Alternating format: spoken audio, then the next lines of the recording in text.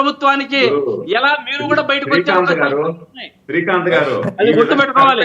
ఈ విధంగా మాట్లాడడం కరెక్ట్ కాదు శ్రీకాంత్ గారు. నేను ఒకటి చౌదరి గారు, మీ పార్టీ స్టాండ్ మీదండి, నేనేమో ఏం మాట్లాడుతున్నాం, పార్టీ స్టాండ్ మీది, ఆ స్టాండ్ మీద ఉండండి అంటున్నాం. ఏ పార్టీ స్టాండ్ ఆ పార్టీది గుర్తుపెట్టుకోవాలి అన్న, ఏ పార్టీ స్టాండ్ ఆ పార్టీది. కానీ మీరు ద్వంద్వ నాయకులతో ఉండద్దండి, ద్వంద్వ నాయకులతో ఉండద్దండి. ఏది స్టాండ్ తీసుకున్నామో ఓటు రాజకీయంతో ఓట్లు దూరమైతాయని, ముస్లిం సోదరులు పక్కకు పోతారని మీరు ఈ రోజు ఈ యొక్క స్టాండ్ తీసుకోవడం బాగలేదు. ఏందండి అమైన్మెంట్ ఏంటి? ఒక్కసారి లోక్సభలో బిల్లు పాస్ అయిన తర్వాత, ఒక్కసారి లోక్సభలో బిల్లు పాస్ అయిన తర్వాత ఇంకా దానికి అమైన్మెంట్ ఏముంటుంది? ఇంకా దాన్ని ఆ రోజు అక్కడ ఒత్తాసు పలికి ఇక్కడ ఈ రోజు ఏదో మరి ఒత్తాసు పలకడానికి మాట్లాడతారు. మీరేంది కొంచెం కూడా మీరు రూల్స్ రెగ్యులేషన్స్ తెలుసా మీకు? రూల్స్ రెగ్యులేషన్స్ తెలుసా మీకు? లోక్సభలో ఒకసారి పాస్ అయిన తర్వాత బిల్లు మీరు అక్కడ ఇచ్చి ఇక్కడ ముస్లిం సోదరులను కంటి తుడుపు తొడచడానికి, వారిని ప్రలోభ పెట్టడానికి, వారిని మభ్య పెట్టడానికి ఈ రోజు ఇక్కడ వచ్చి మరీ మాట్లాడి మేము అమైన్మెంట్ కి పెట్టాం, 4 పాయింట్లు ఇచ్చాం అన్నది చాలా దురదృష్టకరం. ప్రతి ఒక్క ముస్లిం సోదరునికి తెలుసు మీరు ఏమి చేసేది, మీరు ఏం చేశారు మనకన్నది ప్రతి ఒక్క ముస్లిం సోదరునికి తెలుసు అన్నది గుర్తుపెట్టుకోవాలి. వారికి చేసిన అన్యాయం వారికి ప్రతి ఒక్కరికి తెలుసు. మీరు ఇట్లా టీవీల్లో డిబేట్లలో ఎన్ని కంటి తుడుపు మాటలు మాట్లాడినా ఏది కల్లిబొల్లి కథలు చెప్పినా ఎవరు నమ్మరు అన్నది గుర్తుపెట్టుకోవాలి. దీన్ని ఎవరు నమ్మరు. సురేంద్ర నాయుడు గారు ఇప్పుడు వీళ్ళకు 11 ఇచ్చినా సిగ్గు లేకుండా మళ్ళీ మాట్లాడతారు. మాది డబుల్ గేమ్ అంటారు. మీకు 23 కూడా చిక్కు లేకుండా, మీకు కూడా 23 చిక్కు లేనప్పుడు మీరెట్టున్నారయ్యా? 23 కాదు, ఈ రోజు 0కి పోతారు. చూడండి, వచ్చేసరికి 0కి పోతారు. సిగ్గు లేకుండా మాట్లాడుతున్నావు, మతి లేకుండా మాట్లాడుతున్నావు, మతి ప్రవృత్తి మాట్లాడుతున్నావు, నువ్వు మతి ప్రవృత్తి మాట్లాడుతున్నావు. వయస్సుకు తగ్గట్టుగా యోగ్యతగా మాట్లాడు, వయస్సుకు తగ్గట్టుగా మాట్లాడు. నీకు మర్యాద చెడిందంటే నేను మర్యాద ఇవ్వను, గుర్తుపెట్టుకో. నువ్వు మర్యాదగా మాట్లాడితే నేను మర్యాదగా మాట్లాడతా. సిగ్గు లేకుండా మాట్లాడుతున్నావు, మతి ప్రవృత్తి మాట్లాడుతున్నావు, వయసు మిగిలి మాట్లాడుతున్నావు. సిగ్గుందా నీకు? చాలా సిక్కగా మాట్లాడుతున్నావు. కొంచెం సిగ్గుండాలి మాట్లాడాలంటే.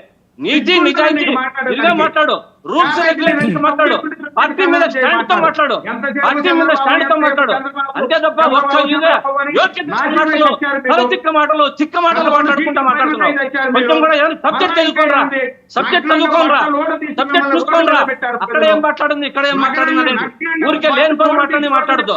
అనవసరంగా మీ అటువంటి వాళ్ళు టీవీలోకి వచ్చి చెప్పినంత మాత్రాన ఎవరు నమ్మరు అనేది గుర్తుపెట్టుకోవాలి. సిగ్గు వయస్సుకు మించి మాట్లాడద్దు. వయసు ఎక్కువ ఉందని చెప్పి మర్యాద ఇస్తున్నా, ఇంకా వయసు ఎక్కువ ఉందని చెప్పి మర్యాద ఇస్తున్నా. నీవు మర్యాదగా మాట్లాడితే నేను మర్యాదగా మాట్లాడతా. నువ్వు మర్యాద తప్పినావంటే నేను మర్యాద తప్పుతా. మరి లెక్క కూడా చేయను, గుర్తుపెట్టుకో. మర్యాదగా మాట్లాడవారు ఏంది, నువ్వేందుకు మాట్లాడుతుంది? మాట్లాడు, కొంచెం కూడా సిగ్గు లేకుండా మాట్లాడతావు. యోగ్యతగా మాట్లాడు, ఏదైనా సబ్జెక్ట్ మాట్లాడు. చెప్పండి, అక్కడ ఇక్కడ అన్ని వక్రీకరించి చెప్తావు అంతా. అన్ని సిగ్గు లేకుండా అది నేల కాదు ఏమని అనుకుంటా, అది నేలకేనా? ఎక్కడంటే పైలిపోయినదేమో నీకు. నేలకు శుద్ధం పెట్టుకొని మాట్లాడు, నోరు శుద్ధంగా పెట్టుకో. ఒక్కసారి అత్యచితంగా మాట్లాడు అంటే మర్యాద ఉన్నది నీకు. ఏమనుకుంటున్నావు? మాట్లాడతావు, మర్యాదగా మాట్లాడు. అన్నా అంటున్నా, గౌరవం ఇస్తున్నా. సబ్జెక్ట్ మాట్లాడు, నువ్వు సబ్జెక్ట్ మాట్లాడకుండా అదే వక్రీకరించి మాట్లాడుతావు, అన్ని వక్రీకరించి చెప్తావు, మరి మాట్లాడతావు నువ్వు. మరి నేను ఎంత గౌరవంగా ఇస్తున్నా నీకు. నీకు 11 అంట, నీకు 23 ఇచ్చినప్పుడు సిగ్గులేదా? మీ పార్టీ 23 ఇచ్చినప్పుడు నీకు సిగ్గులేదా?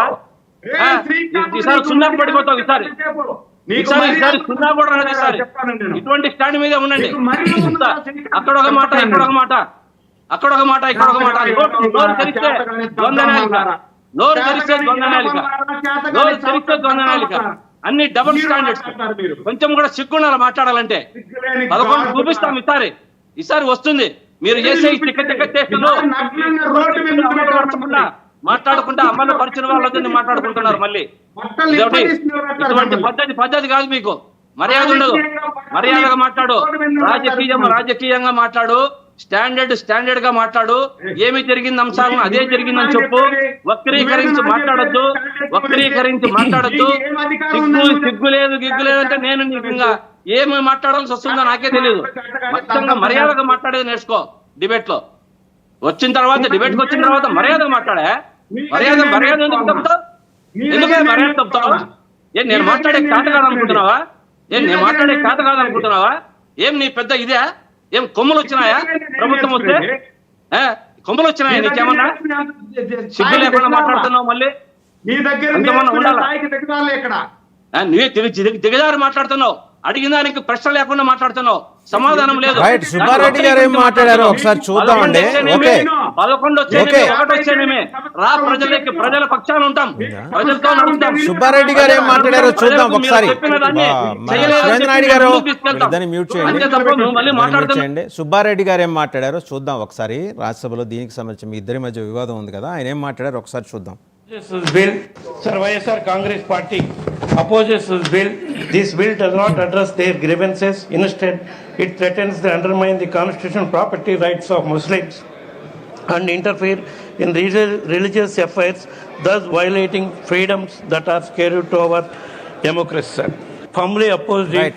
సార్ బాజీ గారు ఏంటి సార్ ఇందులో ఏది నిజం? వైఎస్ఆర్సీపీ అనుకూలంగా ఓటేయటం నిజమా? సుబ్బారెడ్డి గారు చెప్పింది నిజమా? ఇప్పుడు రెండు పార్టీలు కూడా ముస్లిమ్స్ ని మోసం చేసినాయి అనేది మా అభిప్రాయం. ఎందుకంటే టీడీపీ చంద్రబాబు నాయుడు గారు ఈ బిల్లు పాస్ అవడానికి పార్లమెంట్ లో పెట్టడానికి ఒక్కరోజు ముందు విజయవాడలో ఇఫ్తియార్ విందు ఇచ్చి ఏమన్నారు? నేను ఉన్నాను ఆ విందులో, నేను పాల్గొన్నాను. ఏమన్నారు? ముస్లిమ్స్ ప్రజల మనోభావాల్ని గౌరవిస్తాము, వక్ఫ్ ని పరిరక్షిస్తాము, ముస్లిమ్స్ ఏదైతే కోరుకుంటున్నారో అది మేము నెరవేరుస్తాము అని ఆయన పాపం వాగ్దానం చేశారు అక్కడ ఇఫ్తియార్ విందులో. మంచి బిర్యానీ పెట్టారు, ఇఫ్తియార్ విందు ఇచ్చారు, కానీ విషాన్ని చిమ్మి మోసం చేశాడు చంద్రబాబు నాయుడు గారు. ఆయన ఇమ్మీడియట్ నెక్స్ట్ డేనే విప్ జారీ చేశారు బిల్లుకి అనుకూలంగా. ఆ రకంగా చంద్రబాబు నాయుడు గారు ముస్లిమ్స్ ప్రజలందరూ కూడా ఇవాళ అరే ఎందుకు ఓటేసామా మనం, చంద్రబాబు నాయుడు గారు బీజేపీకి మోడీకి భయపడి ముస్లిం ప్రజలకు అన్యాయం చేశాడని చెప్పేసి క్లియర్ కట్ గా తిట్టుకుంటా ఉన్నారు. ఇవాళ ముస్లిం సమాజం వేరైపోయారు చంద్రబాబు గారి నుంచి. అదేంటండి అలా మాట్లాడతారు బాజీ గారు? అదేంటి అలా మాట్లాడతారు? పక్కన చంద్రబాబు నాయుడు గారిని పల్లకీలో ఎక్కించుకొని తిరుగుతున్నారు షుబ్లీ గారు, ఆయన మాట్లాడతారు ఇప్పుడు. వైసీపీ మేము బిల్లుకు వ్యతిరేకిస్తామని ఏం మాట్లాడతారండి మీరు? ఏం మాట్లాడతారు? పక్కన పల్లకీలో చంద్రబాబు గారిని సిద్ధం చేసి షుబ్లీ గారు ఉన్నారు. షుబ్లీ గారు కైండ్లీ కంక్లూడ్. పల్లకి ఎక్కడ తీసుకున్నారండి? బాజీ గారు మాట్లాడుతుంది ఆయన యొక్క పార్టీ స్టాండ్. నిర్ణయం పట్ల సంతోషంగా ఉన్నారా? బాజీ గారు మాట్లాడుతుంది ఆయన పార్టీ స్టాండ్, ఆయన వ్యక్తిగత అభిప్రాయం. చూడండి సార్, సెక్యులర్ దేశం అంటున్నాము, రాజ్యాంగం ఉంది అంటున్నాము, రాజ్యాంగాన్ని మనం గౌరవించుకోవాలనుకుంటున్నాం. నాకు చంద్రబాబు నాయుడు అంటే ఇష్టం అండి అని చెప్తే నేను బాహటంగా ఓపెన్ గా చెప్తుంటే ఆయన్ని పల్లెకిలో పోతున్నారని చెప్తే ఇదేంటండి? నాకు నచ్చాడు, నాకు ఆయన అంటే ఆయన లీడర్షిప్ అన్నా ఏదున్నా కానీ నాకు ఇష్టం, ఓపెన్ గా చెప్తున్నటువంటి స్టేట్మెంట్. ఇందులో